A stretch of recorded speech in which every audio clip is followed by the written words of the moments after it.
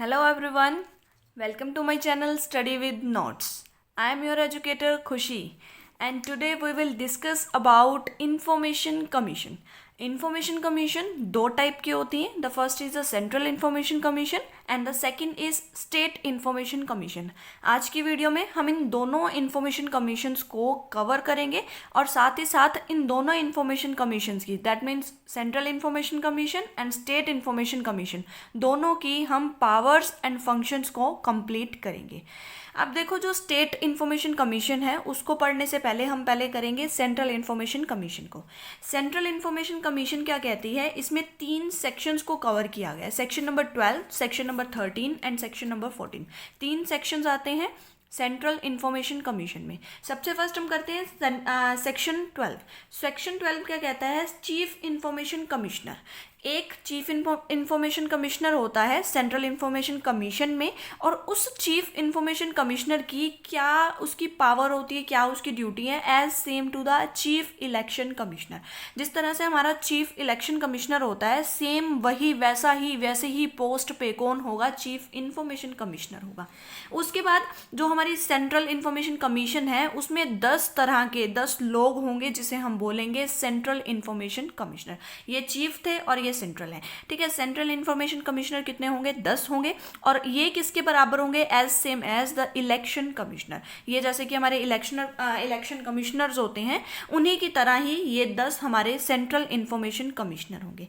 अब इनकी अपॉइंटमेंट कौन करेगा, जो ये 10 सेंट्रल इंफॉर्मेशन कमिश्नर है और एक चीफ इंफॉर्मेशन कमिश्नर है, तो इसकी अपॉइंटमेंट कौन करेगा. सबसे फर्स्ट जो बात करें तो इसकी जो अपॉइंटमेंट होती है वो प्रेसिडेंट करता है, लेकिन प्रेसिडेंट खुद नहीं करता, इसको रिकमेंड किया जाता है. कौन रिकमेंड करेगा इसे, या तो प्राइम मिनिस्टर करेगा, और प्राइम मिनिस्टर इस कमेटी का, इस इंफॉर्मेशन कमिश्नर का चेयरमैन होता है. ठीक है, तो प्राइम मिनिस्टर रिकमेंड करेगा प्रेसिडेंट को कि इनको क्या है अपॉइंट करो, तो वो अपॉइंट करेगा. या फिर जो हमारी ऑपोजिशन होती है लोकसभा में, उसका जो लीडर होता है वो रिकमेंड करेगा. थर्ड, इसमें जो यूनियन कैबिनेट मिनिस्टर होते हैं जिनको नॉमिनेट किया जाता है बाय प्राइम मिनिस्टर, मतलब कि जो प्राइम मिनिस्टर होता है, पीएम होता है, वो क्या करता है, नॉमिनेट करता है यूनियन कैबिनेट मिनिस्टर को, और ये अगर रिकमेंड करे प्रेसिडेंट को कि अपॉइंटमेंट की जाए, तब ये जो प्रेसिडेंट होता है वो अपॉइंटमेंट करता है एक चीफ इंफॉर्मेशन कमिश्नर की और 10 सेंट्रल इंफॉर्मेशन कमिश्नर की. नेक्स्ट हमारे आता है क्वालिफिकेशन. अब जो जिन लोगों की अपॉइंटमेंट की जाएगी, टोटल 11 पर्सन्स हैं जो ये दोनों, इन दोनों की जो अपॉइंटमेंट होगी तो किस बेसिस पे होगी, इनके पास कुछ क्वालिफिकेशंस होने चाहिए. क्वालिफिकेशन किस टाइप की, ये जो है वो एक्सीलेंस होने चाहिए इन लॉ, मतलब उनको अच्छी खासी नॉलेज होनी चाहिए लॉ की, साइंस एंड टेक्नोलॉजी की, सोशल सर्विसेज की, जर्नलिज्म की, मास मीडिया की, एडमिनिस्ट्रेटिव की और गवर्नेंस की. मतलब इन सभी फील्ड्स में जो हमारे चीफ इंफॉर्मेशन कमिश्नर हैं, सेंट्रल इंफॉर्मेशन कमिश्नर्स होंगे, तो उनको क्या है, इन सब के बारे में नॉलेज होनी चाहिए, तभी उनको क्या है अपॉइंटमेंट मिलेगी. मतलब ये क्वालिफिकेशन है, अगर वो एलिजिबल होंगे, अगर उनके अंदर वो क्वालिफिकेशंस होंगी, तभी उन्हें क्या है अपॉइंट किया जाएगा. नेक्स्ट हमारी बात आती है हेडक्वार्टर की. हेडक्वार्टर कहाँ है हमारे सेंट्रल इंफॉर्मेशन कमिश्नर का. देखो, सेंट्रल मोस्ट ऑफ दी जो सेंट्रल जो कमेटीज़ होती हैं, जो भी सेंट्रल टाइप की जितनी भी कमीशंस बनी होती हैं, उनका जो हेडक्वार्टर होता है वो दिल्ली में होता है. मोस्ट ऑफ का दिल्ली में ही होता है, क्योंकि दिल्ली हमारी इंडिया का ही सेंटर हो गया. ठीक है, तो दिल्ली में होगा. And can establish offices eight other place with the approval of central government. अगर सेंट्रल गवर्नमेंट क्या करे, अप्रूवल दे दे कि जो भी ऑफिसेज हैं दिल्ली के अलावा कहीं और भी, किसी और प्लेस पर भी जो ऑफिसेज हैं उसे इस्टेब्लिश कर सकते हैं, तो सेंट्रल गवर्नमेंट की अप्रूवल के बाद उन्हें जो ऑफिसेज हैं उनको हम क्या है इस्टेब्लिश कर सकते हैं. आगे आता है सेक्शन 13. सेक्शन 13 में 3 चीज़ें आती हैं, टेन्योर, रेजिग्नेशन एंड ऑथ.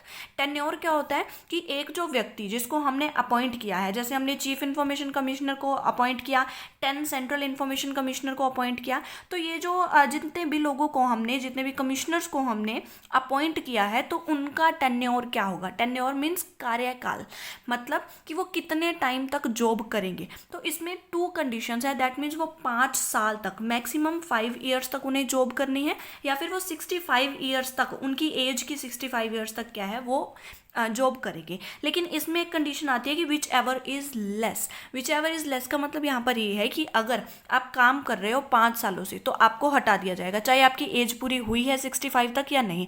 एक चीज़ कंप्लीट होगी तो आपको वहाँ से क्या है, हटा दिया जाएगा, एज अ रिमूवल कर दिया जाएगा, या फिर आपको क्या है, रेजिग्नेशन देना पड़ेगा। फिर नेक्स्ट इसमें आता है कि 65 ईयर, फॉर एग्जांपल एक पर्सन को काम करते करते एज अ कमिश्नर उसे काम करते करते 3 साल हुए हैं, लेकिन उसकी एज 65 तक आ गई है, तो इन केस उसको भी जॉब को क्या है, छोड़ना पड़ेगा। तो यहाँ पर यही कहता है कि या तो उसे काम करते करते 5 साल हो जाए, मतलब 5 साल उसे काम करना है, या फिर उसकी जो एज है वो 65 मैक्सिमम होनी चाहिए। अगर वो 66 एज में आ जाता है, अगर उसकी जो उम्र है, एज है, वो 66 हो जाती है तो उसको हटा दिया जाएगा। मैक्सिमम जो 65 तक ही वो रहेगा, 65 से ऊपर जाते ही उसका जो काम है, जो टेन्योर है, वो उसका खत्म हो जाएगा। और उसमें वही कहते हैं कि विच एवर इज लेस, दोनों में से जो भी लेस होंगे वो, both for the chief information commissioner and the central information commissioner. Chief information commissioner हमने कितने किया, एक चीफ इन्फॉर्मेशन कमिश्नर होता है और 10 हमारे सेंट्रल इन्फॉर्मेशन कमिश्नर्स होते हैं। नेक्स्ट हमारा है रेजिग्नेशन। रेजिग्नेशन मतलब कि एक पर्सन अपनी जॉब को छोड़ देता है, खुद वो छोड़ता है, तो रेजिग्नेशन किसको देना है। अब देखो इसकी अपॉइंटमेंट किसने की थी, अगर हम अपॉइंटमेंट की तरफ चलें तो अपॉइंटमेंट किसने की थी, प्रेसिडेंट ने की थी, चाहे रिकमेंड किसी और ने किया था, लेकिन किसके पास पावर थी अपॉइंटमेंट करने की, तो प्रेसिडेंट के पास पावर थी। और अगर एक पर्सन, एक कमिश्नर रेजिग्नेशन देना चाहता है तो वो किसको देगा, प्रेसिडेंट को ही देगा। नेक्स्ट आता है ओथ। ओथ होती है शपथ दिलाना। जैसे कोई भी कमिश्नर को हम जॉब देंगे तो उसे शपथ दिलाएंगे ना कि मैं अपना काम पूरी ईमानदारी के साथ करूंगा, कोई करप्शन नहीं चलेगी या कुछ भी। तो जो वो ओथ दिलाते हैं, जो शपथ दिलाते हैं, वो कौन दिलाएगा, प्रेसिडेंट ही दिलाएगा। ठीक है, तो प्रेसिडेंट ने अगर अपॉइंट किया है तो ये जो काम है वो प्रेसिडेंट ही करेगा। नेक्स्ट आता है रिमूवल। अगर एक पर्सन अच्छे से काम नहीं कर रहा है तो उसकी रिमूवल कौन करेगा, प्रेसिडेंट करेगा। तो इन तीनों केसेस में आपको याद रखना है कि अगर रेजिग्नेशन एक पर्सन देता है तो किसको देगा, प्रेसिडेंट को देगा। ओथ कौन दिलवाएगा, प्रेसिडेंट दिलवाएगा। और रिमूवल कौन करेगा, प्रेसिडेंट करेगा, क्योंकि प्रेसिडेंट ने ही उसे क्या किया था, अपॉइंट किया था। और रिमूवल, रीअपॉइंटमेंट दोनों किस में आते हैं, सेक्शन 14 में आते हैं। रिमूवल हमने कर लिया है। फिर कहता है रीअपॉइंटमेंट। रीअपॉइंटमेंट मतलब कि एक बंदा अगर काम को छोड़ देता है तो उसकी रीअपॉइंटमेंट हो सकती है। तो यहाँ पर कहते हैं कि चीफ इन्फॉर्मेशन कमिश्नर, जो हमने बात की थी, एक चीफ इन्फॉर्मेशन कमिश्नर होता है, तो इसकी रीअपॉइंटमेंट नहीं की जा सकती है, एलिजिबल नहीं है कि इसको दोबारा से अपॉइंट किया जाए। ठीक है, नेक्स्ट हमारा पॉइंट आता है कि फर्स्ट चीफ इंफॉर्मेशन कमिश्नर कौन था। अगर हम बात करें कि सेंट्रल इंफॉर्मेशन कमिश्नर में कमीशन में जो हमारा फर्स्ट चीफ इंफॉर्मेशन कमिश्नर है तो वो कौन है, वो है वजाहत हबीबुल्ला। ओके, तो ये नाम याद रखना, कई बार हमारे यूजीसी नेट में ये क्वेश्चन आ जाता है कि फर्स्ट चीफ इंफॉर्मेशन कमिश्नर कौन था, तो वो था वजाहत हबीबुल्ला। और जितने भी पॉइंट्स किए कि कौन रिकमेंड करता है, कौन उसकी अपॉइंटमेंट करेगा, कितने सेंट्रल इंफॉर्मेशन कमिश्नर होते हैं, उनकी क्या क्वालिफिकेशंस होनी चाहिए, मतलब ये जो सारी चीज़ें हैं ना, ये यूजीसी नेट में आ सकती हैं। पूरे चांसेस रहते हैं इन चीज़ों के, क्योंकि ये बहुत ही ऑप्शन टाइप का आपको लग ही रहा है, तो ये चीज़ें आ जाती हैं। नेक्स्ट हमारा आता है state information commission. State information commission जिसको हम SIC बोल सकते हैं, सेंट्रल इन्फॉर्मेशन कमीशन को हम CIC बोलते थे, you can see here CIC।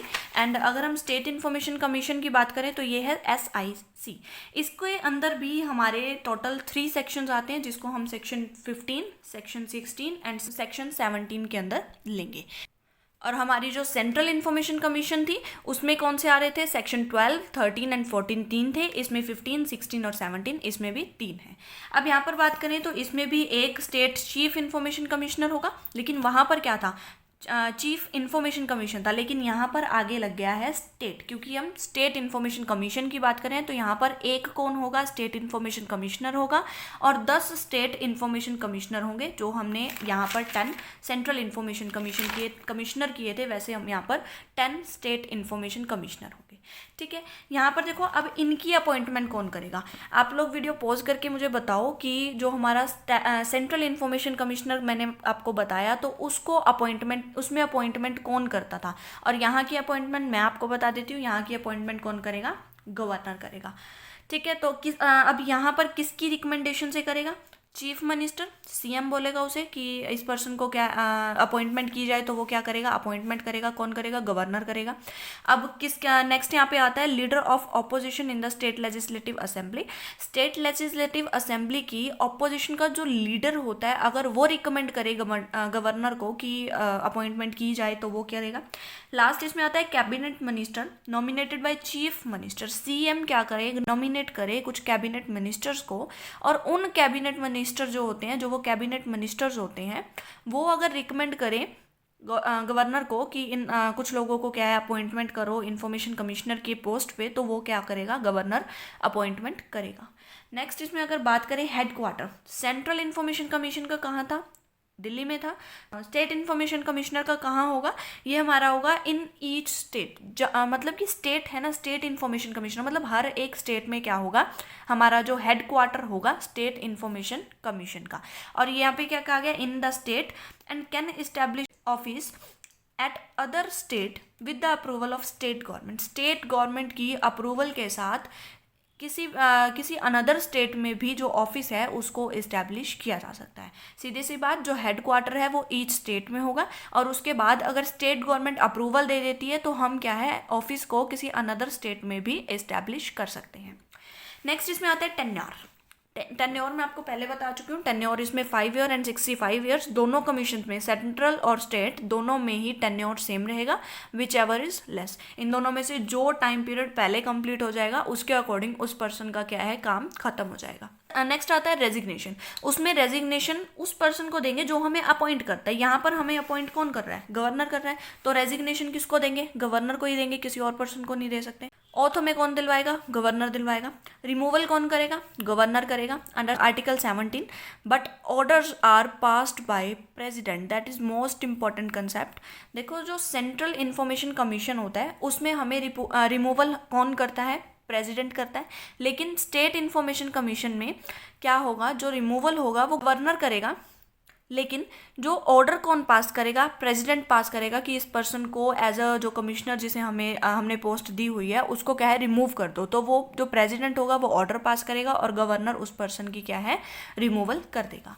Next हमारे पास जो आता है वो है powers and functions of information commission, that is most important concept.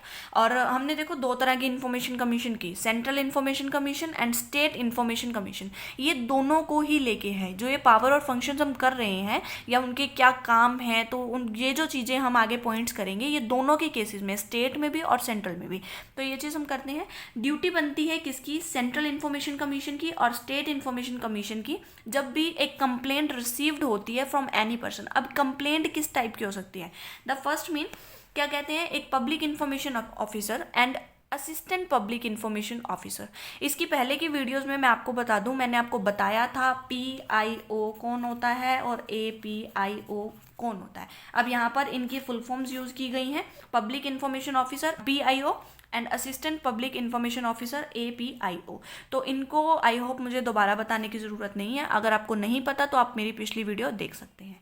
इसमें क्या कहा गया कि अगर PIO या APIO किसी भी पर्सन की जो इन्फॉर्मेशन जो कलेक्ट करना चाहता है, जो इन्फॉर्मेशन गेन करना चाहता है, उसने एक RTI लगाई, तो उस RTI को अगर एक्सेप्ट करने से मना कर देता है, कौन मना करेगा, APIO एंड PIO। मतलब कि अगर एक पर्सन RTI लगाता है कि मुझे ये इन्फॉर्मेशन गेन करनी है, लेकिन उसकी जो RTI है उसको एक्सेप्ट करने से मना कर देता है APIO and PIO, in cases duty किसकी बनती है, इंफॉर्मेशन कमीशन की बनती है। हम आगे अपील भी करेंगे। अपील में भी क्या होता है कि अगर ये जो दोनों से APIO और PIO से अगर एक पर्सन सेटिस्फाई नहीं होता तो एट द एंड वो अपील कहाँ लगाता है, इंफॉर्मेशन कमीशन में लगाता है। तो वही चीज़ है कि बाद की जो ड्यूटी बनती है वो किसकी बनती है, इंफॉर्मेशन कमीशन की बनती है। नेक्स्ट क्या कहता है, सेकेंड पॉइंट सेम वही, PIO and APIO has been refused to access any information request under this act। RTI के अंदर अगर एक पर्सन ने इन्फॉर्मेशन मांगने के लिए रिक्वेस्ट की है, RTI लगाई है, तो इस केसेस में जो APIO है एंड PIO है वो मना कर देता है कि उस इन्फॉर्मेशन तक आपको नहीं पहुंचना है, आपको नहीं जाना है। तो इस केस में भी जो बाद की ड्यूटी बनती है वो किसकी बनेगी, इंफॉर्मेशन कमीशन की बनेगी।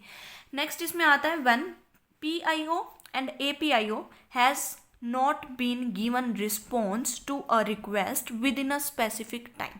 अब आपको मैं बता दूं, PIO एंड APIO 35 डेज के अंदर अपने काम को, अपने जो भी रिक्वेस्ट डाली गई है उसका रिस्पॉन्स देना ज़रूरी होता है असिस्टेंट पब्लिक इंफॉर्मेशन ऑफिसर को विदिन 35 डेज, एंड PIO को विदिन 30 डेज रिस्पॉन्स देना ज़रूरी होता है। ये भी मैं पहले वाली वीडियोज़ में डिस्कस कर चुकी हूँ।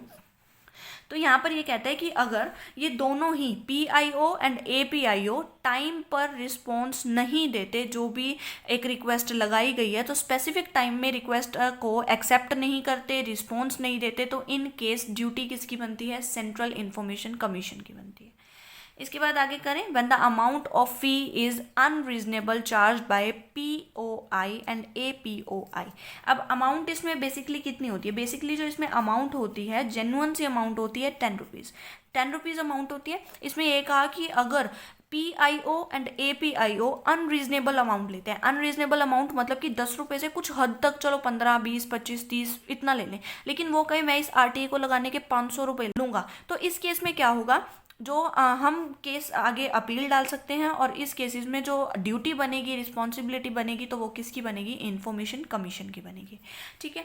और जो ये अमाउंट है वो फिक्स नहीं है 10 रुपीज़, अनदर स्टेट्स में वेरी करती है जो अमाउंट है फीस की, तो ये डिफरेंट स्टेट्स में अलग अलग होती है।